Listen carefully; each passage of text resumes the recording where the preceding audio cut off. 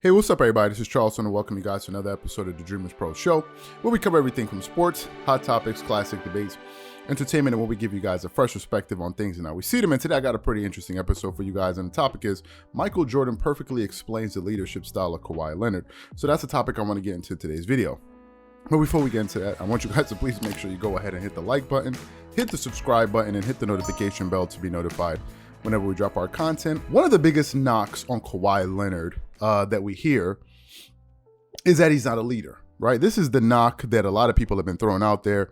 A lot of people say that he's aloof, that he only really seems to be focused on his own affairs. We recently published a video, I believe it was yesterday, depending on when you're seeing this video, of an argument between Jason McIntyre and Doug Gottlieb, where Jason McIntyre was essentially trying to say that Kawhi Leonard is not a number one option because he's not a leader, right? You've heard people like Kendrick Perkins, Stephen A. Smith, Skip Bayless, Shannon Sharp, all of these people pretty much say that Kawhi Leonard is not a leader. He's not the guy that will galvanize a locker room and get players headed in the right direction that they need to be headed in, at least from an emotional standpoint. He's not going to be able to, answer difficult questions. All of these things that I thought was a bunch of hogwash, to be quite honest with you.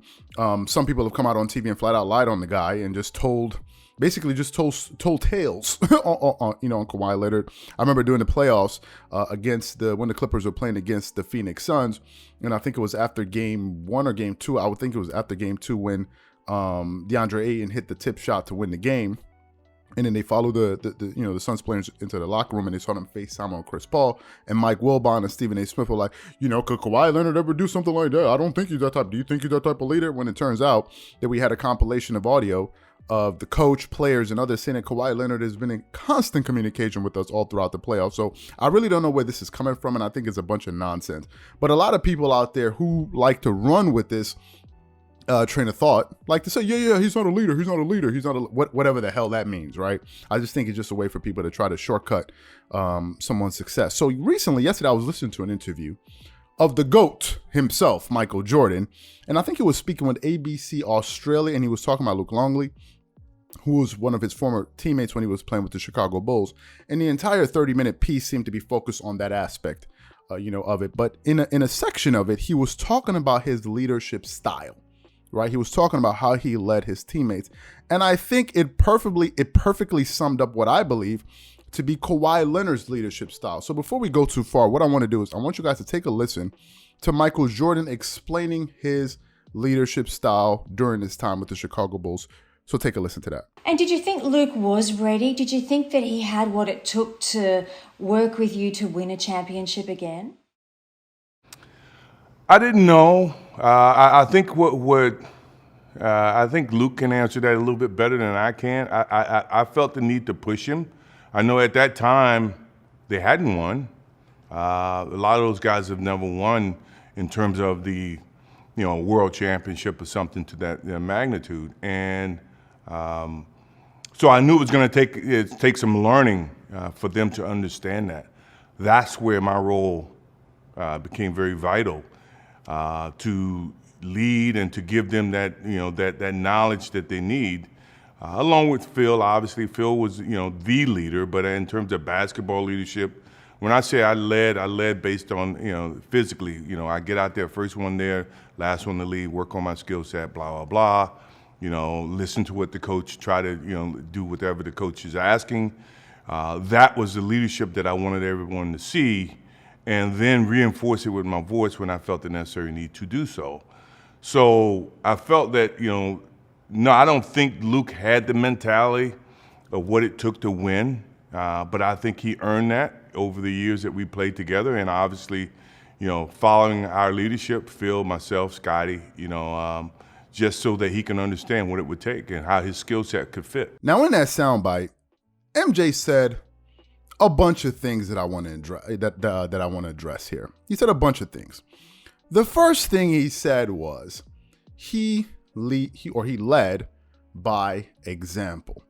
And if you listen to a lot of people out there that criticize Kawhi Leonard, what they say about him is that all he can do is lead by example and go out there and just perform at a high level. And what they try to do is they try to say that, well, listen, there's much more to it. Leading by example is not enough.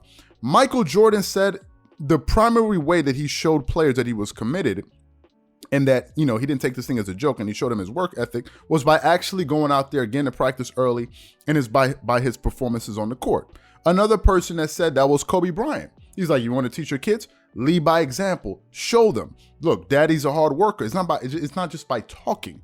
That's why I thought it was quite silly that people place such a premium on people that can talk instead of people that actually go out there and put forth the work. All of us can talk.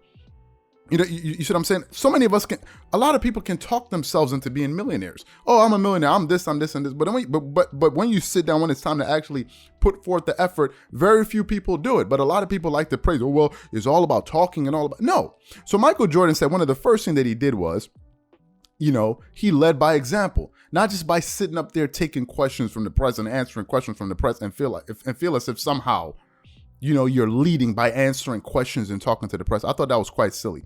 Another thing that he said was he spoke about when he would address his teammates when the time called for it.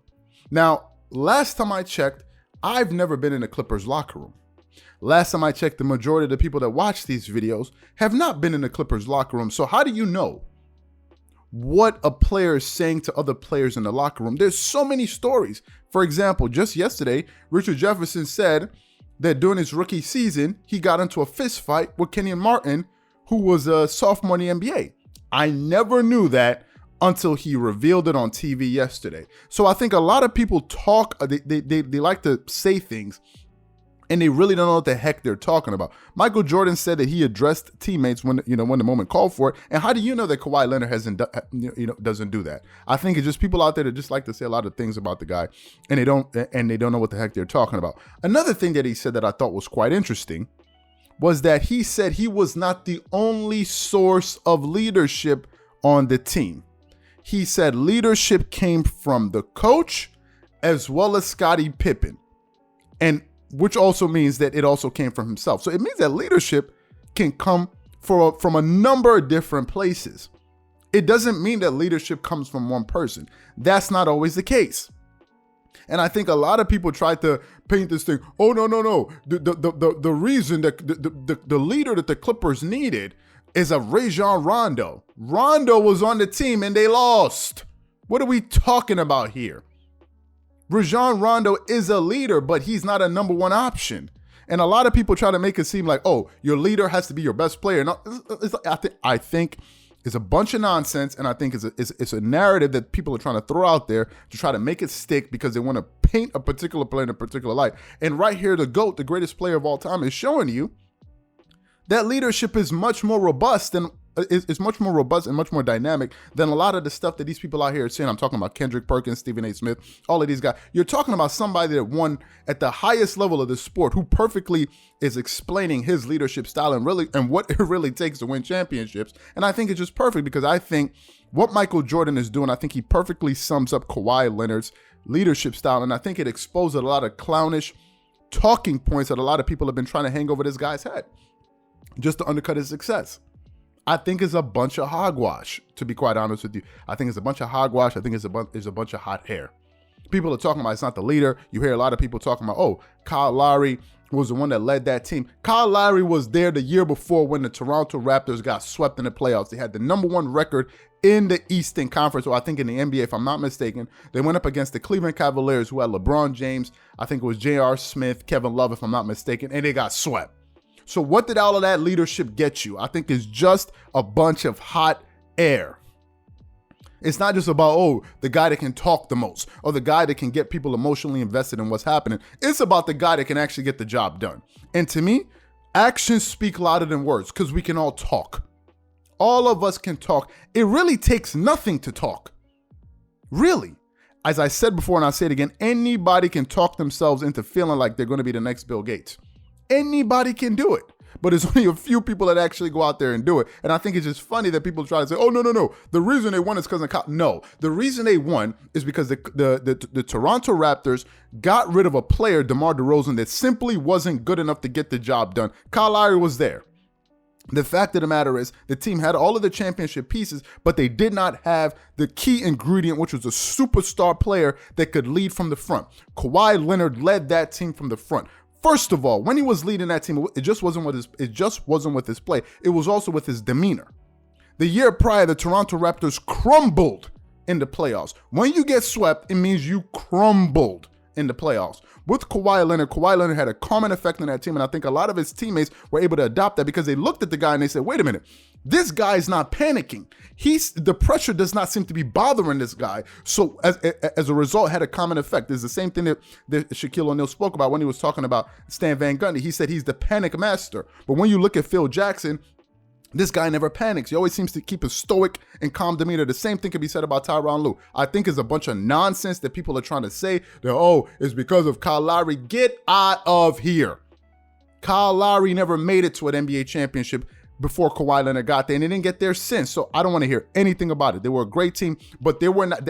That team wasn't good enough to win a championship until Kawhi Leonard got there. I'm sorry. They were good enough. They were a very good regular season team. People act like as if people don't know but we don't remember. They were calling them, what is it, the baby Raptors or whatever the heck they were calling them, just the year before they got swept in the Eastern Conference Finals. And you're talking about they were a great team. They were a great team that never won.